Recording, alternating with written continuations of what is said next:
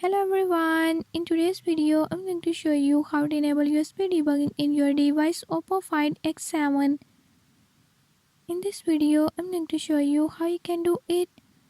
Before I start, if you are new to my channel, don't forget to subscribe and hit the bell icon. Watch complete video and learn how you can do it. Let's watch the video.